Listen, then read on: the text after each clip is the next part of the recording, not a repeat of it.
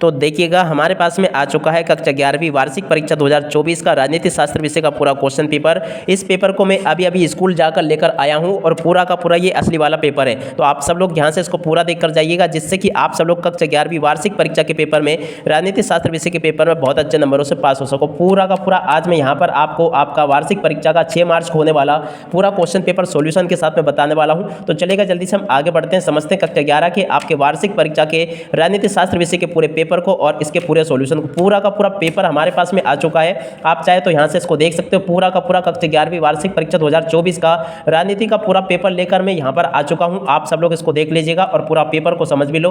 पूरा का पूरा कक्षा 11 का वार्षिक परीक्षा का राजनीति का पूरा पेपर मैं यहां से आपको बताने वाला हूं। तो चलेगा जल्दी से हम आगे बढ़ते हैं, समझते हैं कक्षा 11 के आपके वार्षिक परीक्षा के राजनीति के पूरे क्वेश्चन पेपर को और इसके पूरे सॉल्यूशन को, ताकि आप सब लोग अपनी वार्षिक परीक्षा के पेपर में पूरे अंक प्राप्त कर सको। तो देखिएगा पूरा एक क्वेश्चन पेपर है जो कि कक्षा 11 का है, राजनीति शास्त्र विषय का है। पूरा पेपर में यहां से आपको बताऊंगा, एक भी क्वेश्चन यहां से आपका मिस नहीं होगा। तो चलेगा जल्दी से हम आगे बढ़ते हैं, समझते हैं कक्षा 11 के आपके वार्षिक परीक्षा के राजनीति के पूरे क्वेश्चन पेपर को और इसके पूरे सॉल्यूशन को। तो देखिएगा पूरा मैं यहां से आपको पेपर बता दूंगा पूरा। अगर आप लोग 80 में से 80 नंबर लाना चाहते हो ना, तो आप लोग इसको पूरा देख कर जाइएगा, जिससे कि आप सब लोग कक्षा 11वीं की वार्षिक परीक्षा के पेपर में पूरे अंक प्राप्त कर सको। तो चलेगा जल्दी से हम आगे बढ़ते हैं, समझते हैं कक्षा 11 के आपके वार्षिक परीक्षा के राजनीति के पूरे क्वेश्चन पेपर को और इसके पूरे सॉल्यूशन को। तो देखिएगा डियर फ्रेंड्स, आपका कक्षा 11 का राजनीति का पेपर इस प्रकार का होगा। यहाँ से आप सब लोग देख लें। कक्षा 11वीं का पहला क्वेश्चन यहाँ पर आपको देखने को मिल रहा है, भारत का संविधान है। तो देखो लिखित और निर्मित संविधान है भारत का संविधान। अगले क्वेश्चन को पढ़ते हैं, क्या लिखा है, मानव अधिकार दिवस कब मनाया जाता है। तो देखो 10 दिसंबर को मनाया जाता है। अगला क्वेश्चन पढ़ते हैं, कौन राजनीतिक दलों को मान्यता देने का कार्य करता है। तो निर्वाचन आयोग राजनीतिक दलों को मान्यता देने का कार्य करता है। यहाँ से आप सब लोग इसको लिख लें और पूरा का पूरा सॉल्यूशन कंप्लीट कर लें। तो देखिएगा इस प्रकार का पूरा आपका पेपर होगा, यहाँ से आप लोग देख लीजिएगा। मानव अधिकार दिवस मनाया जाता है 10 दिसंबर को। कौन राजनीतिक दलों को मान्यता देने का कार्य करता है, निर्वाचन आयोग। लोकसभा में बहुमत दल के नेता को कहते हैं प्रधानमंत्री। और उसके बाद में संविधान संशोधन किस अनुच्छेद में वर्णित है, 368 में। सामाजिक जीवन की मूलभूत आवश्यकता है। तो देखो अधिकार इसका राइट आंसर होगा, ठीक है ना। इस प्रकार से आप लोग लिख लो इसको।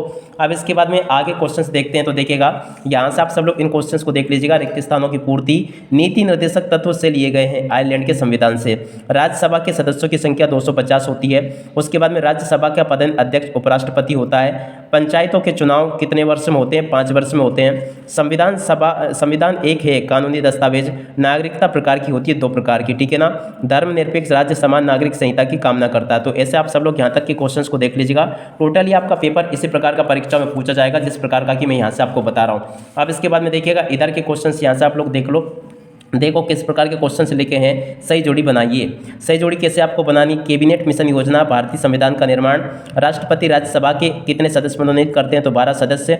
इस समय भारत में कुल कितने उच्च न्यायालय, तो 25 उच्च न्यायालय हैं। उसके बाद में देखो भारतीय संविधान बना 26 नवंबर 1949 को। शक्ति पृथक्करण जॉन स्टुअर्ट मिल। उसके बाद में राष्ट्रवाद में बाधक सांप्रदायिकता। तो ऐसे आप सब लोग इनको देख लें और पूरा का पूरा समझ लीजिएगा। उसके बाद में देखो सत्य असत्य वगैरह यहाँ से देख लो आप सब लोग। सत्य असत्य में पहला क्वेश्चन, संविधान सभा के अध्यक्ष डॉक्टर राजेंद्र प्रसाद थे, बिल्कुल सत्य है। भारत में मनोनयन का अधिकार राष्ट्रपति को, बिल्कुल सत्य है। भारत में न्यायपालिका संसद के अधीन है, असत्य होगा। भारतीय संविधान अलिखित है, असत्य होगा। प्राकृतिक समानता जन्म से ही प्राप्त होती है, बिल्कुल सत्य होगा। भारत एक तानाशाह देश है, तो ये असत्य होगा। तो देखिएगा यहाँ तक का पूरा क्वेश्चन पेपर मैं आपको बता चुका हूँ। आप सब लोगों ने इसको पूरा अच्छी प्रकार से समझ भी लिया होगा। उसके बाद में देखो यहाँ से आप सब लोग इसको देख लीजिएगा। पहला क्वेश्चन, भारत में कौन कौन से धर्म है। तो देखो हिंदू, मुस्लिम, सिख, ईसाई, जैन, पारसी, बौद्ध आदि धर्म है। उसके बाद में देखो मुख्यमंत्री किसे अपना त्याग पत्र देकर पदमुक्त हो सकता है। तो राज्यपाल को त्याग पत्र देता है मुख्यमंत्री। अनुच्छेद 356 किससे संबंधित है, राष्ट्रपति शासन से संबंधित है। न्याय का मतलब क्या है, तो देखो सभी को समान मिले, अधिकार मिले और किसी के साथ में भेदभाव ना हो, इसको हम न्याय कहेंगे। समानता से क्या मतलब है, तो देखो जाति, धर्म, लिंग, स्थान आदि के आधार पर कोई भेदभाव ना हो, इसे हम समानता कहेंगे।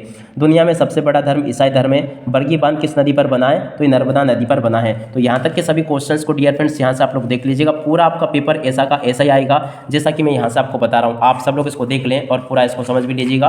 अब इसके बाद में देखो नौकरशाही क्या है, कार्यपालिका किसे कहते हैं, और सार्वजनिक वयस्क मताधिकार क्या, विधायिका किसे कहते हैं, और स्थानीय शासन की आवश्यकता क्यों होती है, कठोर संविधान क्या है, प्राथमिक स्वतंत्रता किसे कहते हैं। इसी प्रकार के सारे क्वेश्चंस आपके पेपर में, परीक्षाओं में आपको देखने को मिल जाएंगे। और उसके बाद में देखो इन क्वेश्चंस को देख लीजिएगा। प्रश्न नंबर 14 को, 15 को, 16 को।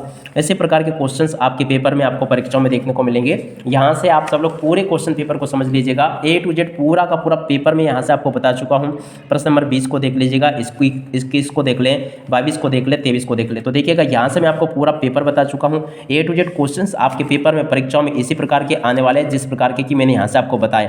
तो आप सब लोग इसको अच्छे से कंप्लीट कर लो ताकि आप सब लोग अपनी वार्षिक परीक्षाओं के पेपर में इसको पूरा लिख कर आ सको। तो देखिएगा यहाँ तक का पूरा पेपर मैं आपको बता चुका हूँ। उम्मीद है कि आप सब लोगों ने इसको अच्छे से पूरा नोट भी कर लिया होगा और आप सब लोग अपनी वार्षिक परीक्षाओं के पेपर में पूरे अंक भी प्राप्त कर लोगे इसमें से। अब इसी के साथ में इस वीडियो को यहीं पर पूरा करते हैं। नमस्कार।